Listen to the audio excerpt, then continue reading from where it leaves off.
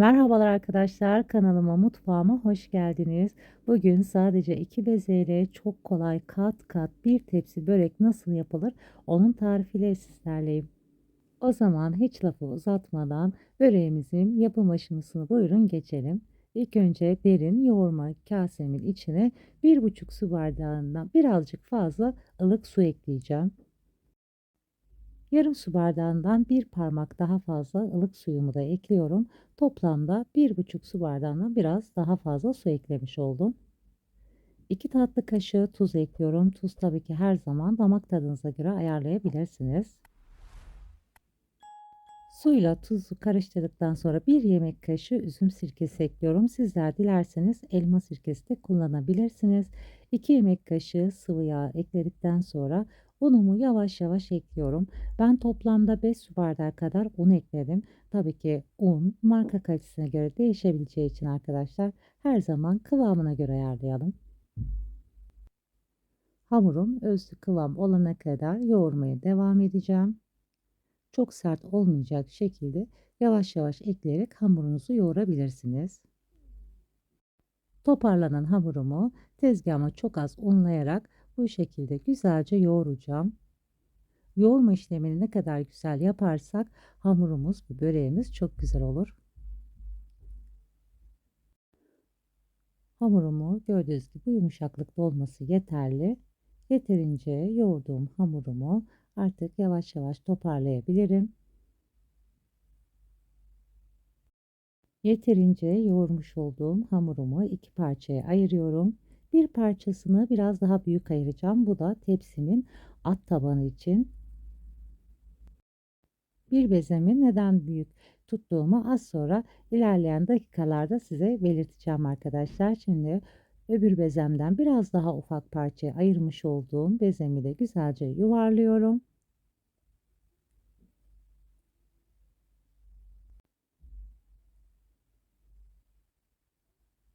Yuvarlamış olduğum hamurlarımı servis tabağına bu şekilde alıyorum. Alt kısmını çok az unluyorum ki yapışmaması için. Üzerinde buzdolap poşeti örterek hamurlarımı yaklaşık 10 dakika dinlenmeye bırakıyorum. Hamurunuz dinlenirse oklavayla daha rahat açabiliriz. Yeterince dinlenmiş olan hamurlarımı çok az un serpiyorum alt kısmına, üst kısmında unlayıp sonrasında artık oklavayla açma işlemini gerçekleştiriyorum. İsterseniz merdane ile de açabilirsiniz arkadaşlar. Hiç fark etmez. Çok fazla ince olmayacak şekilde açabildiğimiz kadar, büyütebildiğimiz kadar hamurumuzu büyütmemiz yeterli. Hamuru dinlendirdiğim için çok kolay açılıyor. Oklavamıza sarıyoruz. Kenarlarını hafif elimizle bastırarak bu şekilde rahatlıkla hamurumuzu açabiliriz. Bu arada arkadaşlar kanalıma hala abone değilseniz abone olmayı, daha güzel tariflerden haberdar olmak için zil sesi butonunu açmayı unutmayın. Kanalıma destek olmak için de videoları beğenmeyi unutmayın. Yeterince büyütmüş olduğum hamurumun üzerine kaseyi koyuyorum. Aparatla ilk önce 4 parçaya keseceğim. Eğer aparatınız yoksa bıçakla da bu işlemi yapabilirsiniz. Sonrasında kesmiş olduğum 4 parça hamurlarını da ortasından keserek toplamda 8 adet parçaya bölmüş olacağım. 150 gram eritilmiş tereyağına yarım çay bardağından biraz daha az sıvı yağ ekliyorum. Dilerseniz sıvı yağ eklemeden sadece tereyağla da yapabilirsiniz. Ben biraz da sıvı yağ eklemek istedim. Sonrasında karıştırmış olduğum yağlı karışımı hamurumun üzerine kaşık yardımıyla dilerseniz veya fırça yardımıyla her yerine eşit şekilde sürelim. Yağ bol bol sürmeye özen gösterelim. Bu sayede böreklerimiz kat kat ve daha lezzetli olacak. Tereyağı kullanmak istemezseniz dilerseniz katı yağ margarin de kullanabilirsiniz. Ama ben tabii ki her zaman tereyağından yanayım. Bu şekilde yağlamış olduğum katları üst üste koyuyorum.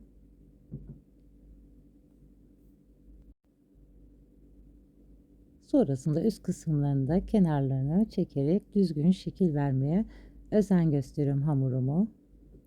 Servis tabağına Almış olduğum bezemin üzerine de bolca yağ süreceğim. Sonrasında buzdolap poşetini üzerine kapatıp kenara dinlenmeye alacağım. Öbür bezemi de aynı şekilde oklavayla açabildiğim kadar büyüklükte açacağım.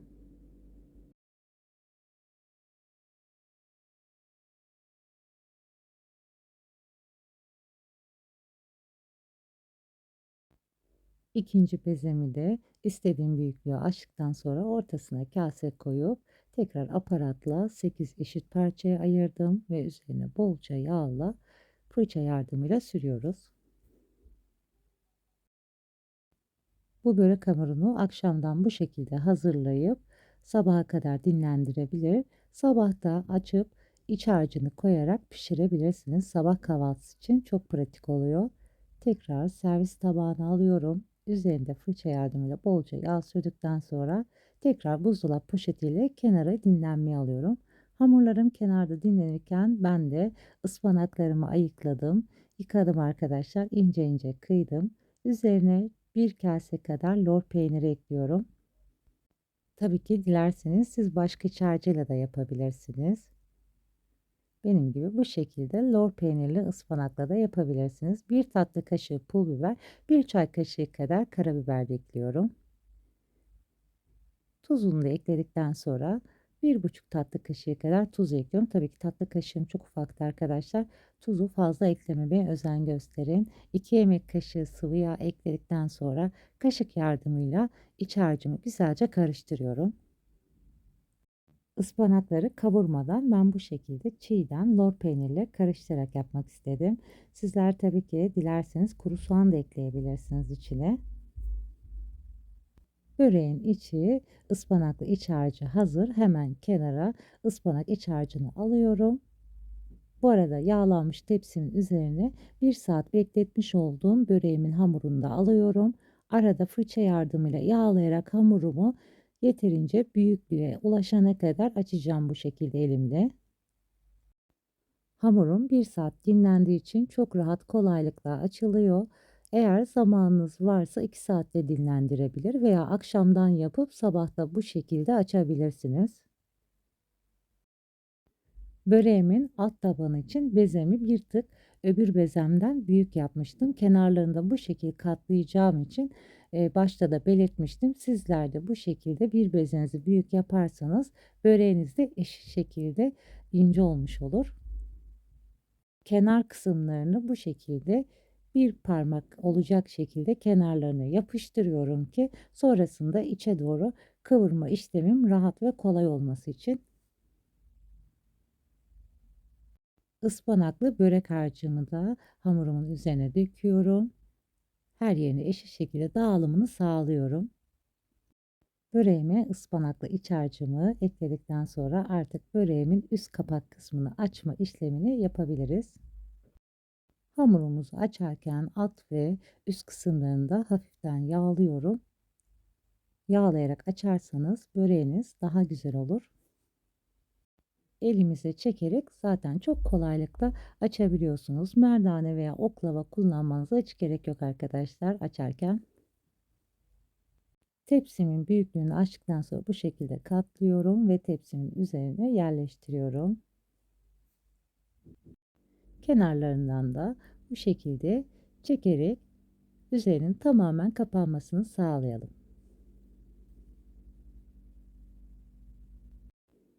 Böreğimin alt tabanında fazlalıklarını kenara koymuştum. O kenarlarını şimdi içe doğru bu şekilde parmaklarımla bastırarak kıvıracağım. Şeklini, görüntüsünde hoşluk vereceği için arkadaşlar kenardan bu şekilde parmaklarımızla bastırarak kıvıralım.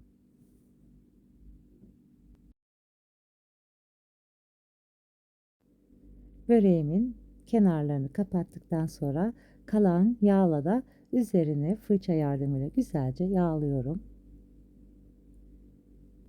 Üzerine yumurta sarısı sürmeyeceğim. Sadece kalan yağ bu şekilde fırça yardımıyla sürmem yeterli.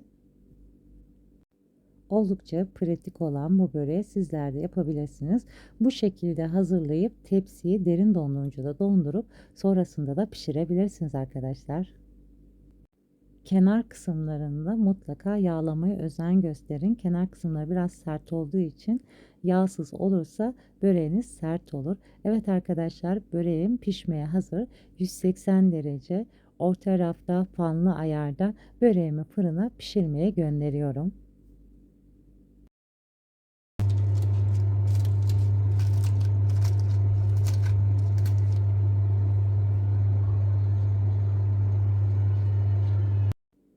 Böreğim kızarana kadar fırında pişirdim. Benim fırınımda yaklaşık 45 dakika kadar pişti. Tabii ki sizlerin fırınına göre değişebilir.